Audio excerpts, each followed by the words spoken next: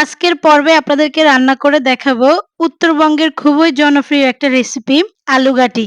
একদম ঘরোয়াভাবে রেসিপিটি আজকে আপনাদের সাথে শেয়ার করব। আশা করি রেসিপিটি আপনাদের ভালো লাগবে। আলুঘাটি তৈরি করার জন্য প্রথমেই আমি ডিম ভেজে নেব।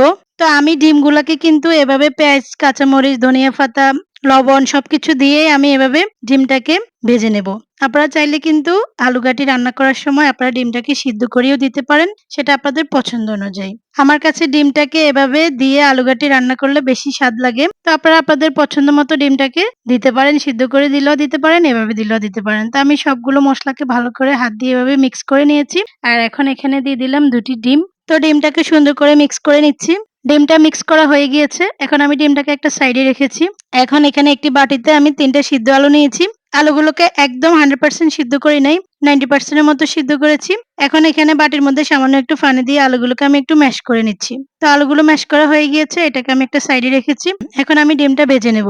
ডিমটা ভাজার জন্য আমি চুলাতে একটি কড়াই বসিয়ে দিয়েছি। আর কড়াইতে দিয়ে দিলাম পরিমাণ মতো তেল।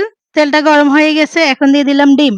আমি ডিমটাকে 2 ভাগে ভাগ করে ভেজে নেব, তাহলে এতে করে কিন্তু আর ডিমটা ভেঙে যাবে না। তো দেখেন আমি ডিমটাকে কিন্তু ফাটিসাপটা ফিটের মতো এভাবে একটু ভাঁজ করে নিচ্ছি, যাতে করে আমি সুন্দর করে পিস পিস করে কেটে নিতে পারি। তো আমি এভাবে উল্টিয়ে পাল্টিয়ে ডিমটাকে সুন্দর করে ভেজে নিয়েছি। আমি চুলাতে আবারও একটি ফ্যান বসিয়ে দিলাম। আর ফ্যানের মধ্যে দিয়ে দিলাম 1/2 কাপ পরিমাণ তেল। আর দিয়ে দিচ্ছি 1 কাপ পরিমাণ পেঁয়াজ কুচি। এখন আমি পেঁয়াজটাকে হালকা বাদামি কালার করে ভেজে নেব। আমি এখানে 2টি টমেটো, 1 ইঞ্চি সাইজের একটা আদা, 5-6 কোয়া রসুন মিক্স করে ব্লেন্ডার করে নিয়েছি। আর এখন এই পেস্টটা আমি এখানে দিয়ে দিলাম।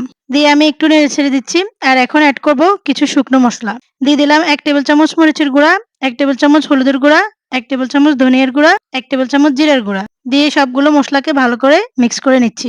এখন দিয়ে দিলাম স্বাদমতো লবণ। দিয়ে দিলাম 1/2 কাপ পরিমাণ পানি। এখন আমি ঢাকনা দিয়ে মশলাটাকে ভালো করে কষিয়ে নেব, তেলটা উপরে বেশি ওঠা পর্যন্ত। তো দেখুন আমি 5-6 মিনিটের মতো মশলাটাকে ভালো করে কষিয়ে নিয়েছি, তেলটা উপরে বেশি উঠেছে। এখন আমি দিয়ে দিলাম ম্যাশ করে রাখা আলুগুলো। আলুগুলো দিয়ে আমি আবারও মশলার সাথে ভালো করে মিক্স করে নিচ্ছি। এখন এটাকে ঢাকনা দিয়ে আবারও 3-4 মিনিটের মতো আমি কষিয়ে নেব। দেখুন 3-4 মিনিট পর ফিরে এসেছি। আর আলুটাও কষানো হয়ে গিয়েছে। এখন আমি দিয়ে দিব পরিমাণ মতো পানি। আমি দিয়ে দিলাম প্রায় 2 কাপ পরিমাণ পানি। আমি আর এখানে কোনো পানি ব্যবহার করব না, এই পানি দিয়েই কিন্তু আমি রান্নাটা করে ফেলবো। এখন ঢাকনা দিয়ে আমি রান্নাটা করে নেব। তো দেখেন 5-6 মিনিট পর ফিরে এসেছি। এখন দিয়ে দিলাম 3-4টা কাঁচামরিচ। ঝোলটা কিন্তু এখনো একটু পাতলা আছে, আমি আরেকটু ঘন করে নেব। তো আমি আবারও ঢাকনা দিয়ে 5-6 মিনিটের মতো রান্না করে নিয়েছি। এসে দেখেন এখন কিন্তু ঝোলটা অনেকটা ঘন হয়ে গিয়েছে। আমি আলুগুলোকে একদম ম্যাশ করে নিয়ে কিন্তু সামান্য দানা দানা রেখেছি। একদম যদি আলু ভর্তার মতো করে ম্যাশ করে ফেলেন তাহলে কিন্তু খেতে ভালো লাগবে না। তো এখন দিয়ে দিলাম কেটে রাখা ডিমগুলো। আমি ডিমগুলোকে এভাবে সুন্দর করে পিস পিস করে কেটে নিয়েছি। ডিমগুলো দিয়ে আমি সুন্দর করে আবার একটু মিক্স করে নিলাম। এখন বাগারটা দিয়ে দিলাম। আমি অন্য চুলায় বাগারটা তৈরি করে নিয়েছি রসুন আর পেঁয়াজ দিয়ে। এখন দিয়ে দিলাম 1/2 টেবিল চামচ ভাজা জিরার গুঁড়া। আর দিয়ে দিলাম 1/2 টেবিল চামচ গরম মশলার গুঁড়া। দিয়ে আমি আবারও সুন্দর করে মিক্স করে নিচ্ছি। আর সবশেষে দিয়ে দিলাম ধনিয়া পাতা। তো দেখুন রান্না হয়ে গেল আমার উত্তরবঙ্গের খুবই জনপ্রিয় একটা রেসিপি আলুঘাটি। আসলে আমি এটা অনেকবার খেয়েছি। আমার কাছে খুবই ভালো লাগে, খুবই পছন্দের একটা জিনিস। আমার কাছে খুবই ভালো লাগে, খুবই পছন্দের একটা রেসিপি। তো সবশেষে আমি একটু পরিবেশন করে আপনাদেরকে দেখালাম। খুবই সিম্পল একটা রেসিপি আজকে আপনাদের সাথে শেয়ার করেছি। আশা করি রেসিপিটি আপনাদের ভালো লাগবে। আজকের মতো বিদায় নিচ্ছি। আল্লাহ হাফেজ। সবাই ভালো থাকবেন।